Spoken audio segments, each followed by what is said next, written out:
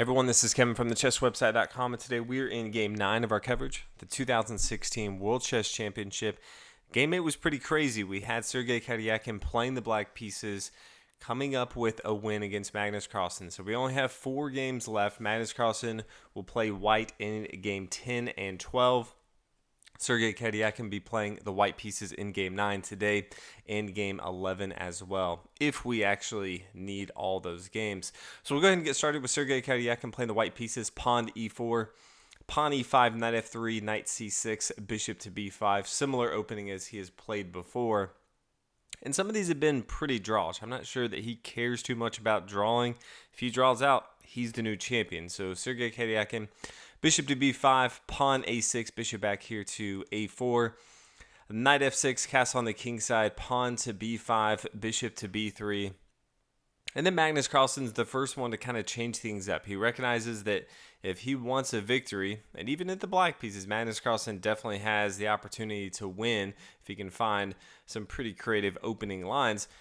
He needs to play something different, and that's exactly what he does. He goes more of the Graz defense, which bishop to c5, so not something we see all that common. Pawn to d6, bishop to e7, castling on the king side is what we've been seeing most of the tournament. Bishop to c5, immediately getting that dark square bishop involved into the center of the board. That's what he goes for. Pawn to a4, trying to strike this pawn defense over here on the queen side of the board, and then rook to b8. He had some different options. He could have played pawn to b4 immediately, trying to break some of these pawns. Let's say pawn here to c3, pawn takes on c3. Could recapture with his pawn, could take with his knight, but I think this is kind of the approach he wants.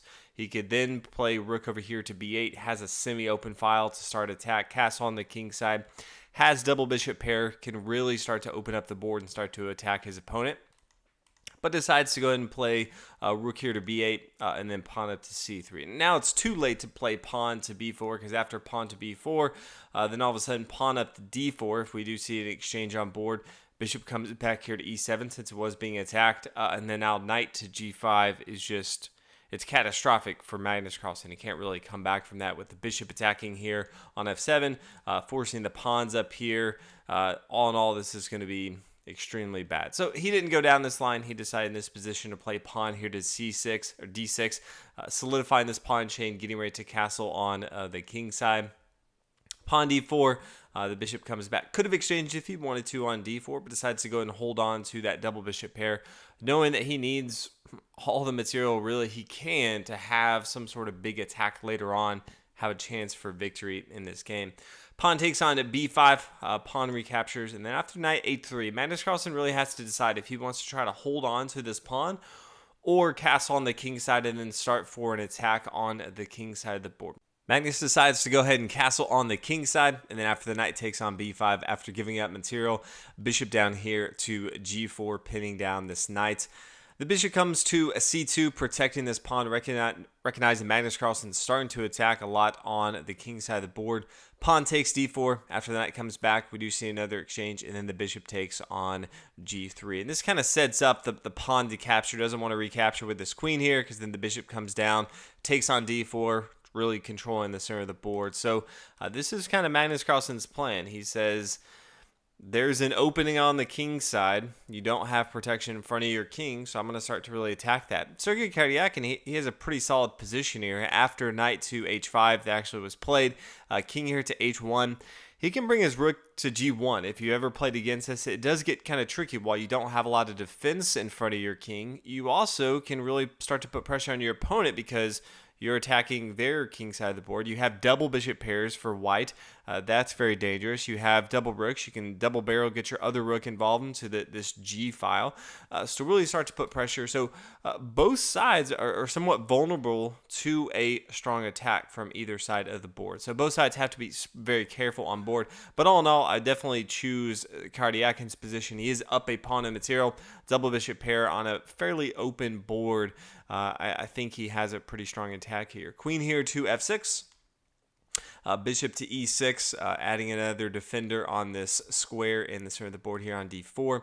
Pawn here to c5, pawn up here to a5, and then we do see some exchange on boards. And I think Magnus Carlsen actually ends up pretty well on this exchange because he essentially sticks Sergei Karjakin with some isolated pawns. So before, with this pawn on e4, his pawn structure, even though double pawns on the f-file, they were kind of connected in the center. That's pretty good. But after the exchange, white's up a pawn in material, but his pawns don't really play nicely with each other. So Karjakin double bishop pair, but I think Magnus Carlsen did well to kind of maneuver out of that. Sergei Karjakin plays rook up here to a6, pinning down this bishop to the queen. So White's done a good job of continuously putting pressure on his opponent, not staying back and playing defensive. He could, as we talked about, just draw the rest of this tournament and win. And so far, we've seen him play pretty defensive all throughout the tournament. Even as white pieces, we've seen more passive moves than very aggressive moves. So you can see in this one, even though Magnus Carlsen came out with that Gras defense, getting his bishop involved, Karjakin has not backed down. He seems to be prepared for this long theoretical opening that we have, and seems to be playing extremely well and more aggressive than even I was expecting. So rook over here to d8, just trying to get it more involved into the center of the board. Wasn't really doing too much on f8. And then rook over here to g1. So starts to attack the semi-open file as we talked about, and just kind of builds the pressure on Magnus Carlsen to defend lots of things. He has to worry over here. He does have this pass pawn in the center of the board, and then now he has this rook over here on g1. Carlsen with queen to d7, a rook up here to g4. Getting ready to protect this square, but also he could swing it over here to h4, start to add more pressure. Eventually, he could swing his rook to g1, add double rooks here on this king side of the board, really start to add pressure to Magnus Carlsen. Knight to f6, kind of forcing the rook, but that's kind of, I think, where Karjakin wanted to go. Rook over here to h4. Queen down here, b5, attacking the rook. Rook just swings back here to a1.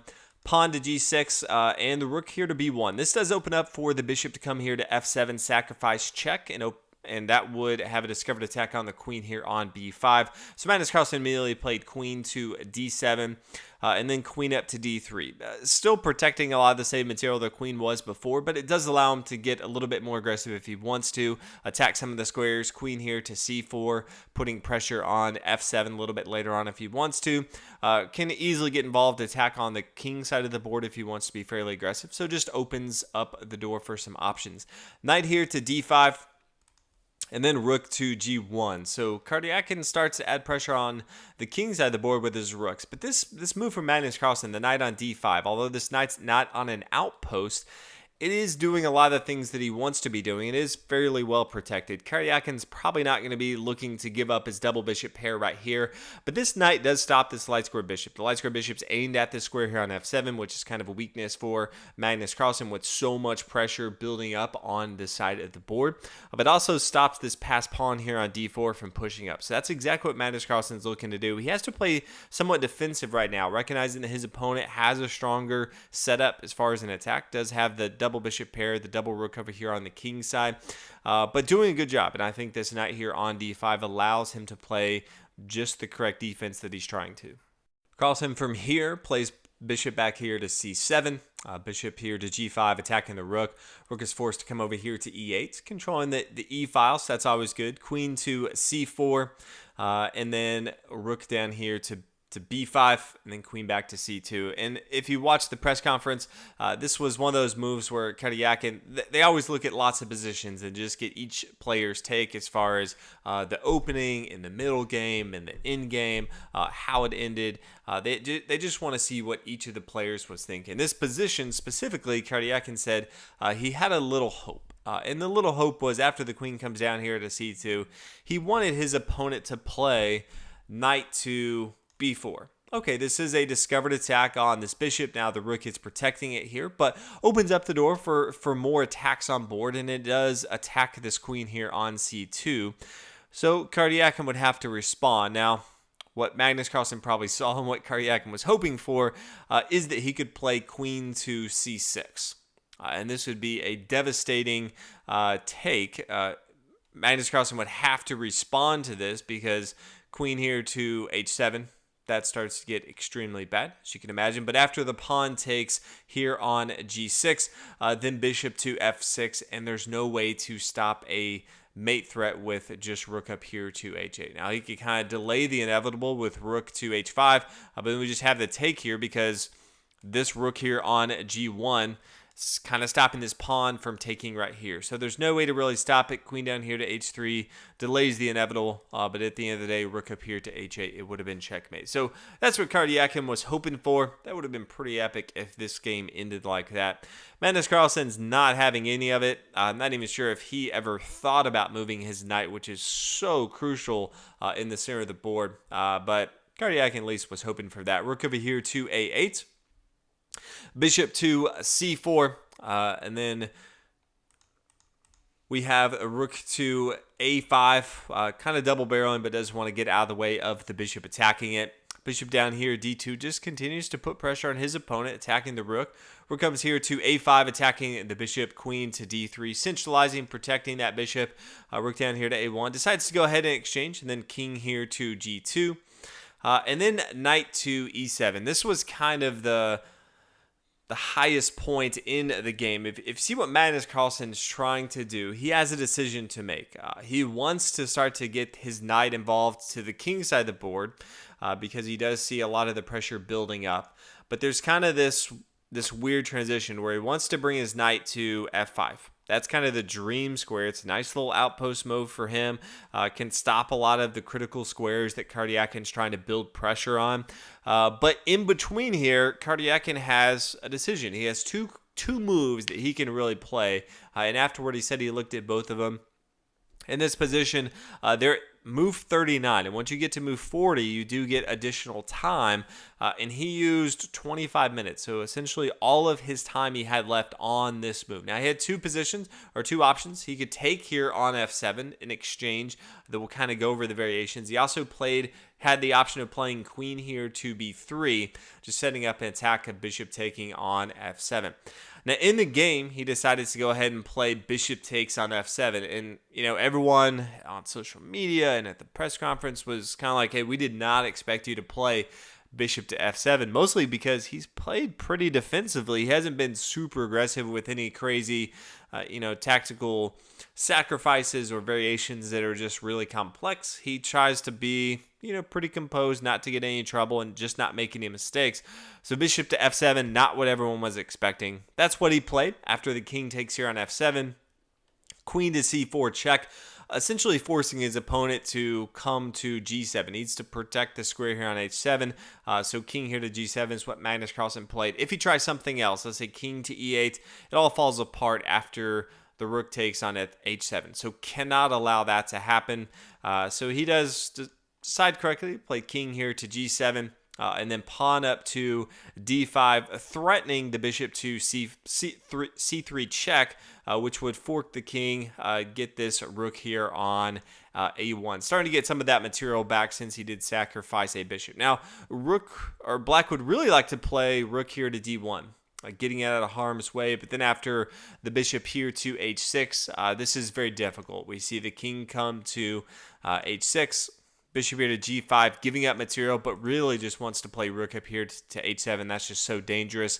Queen down here to d5, check. We can see the queen come up here to e7.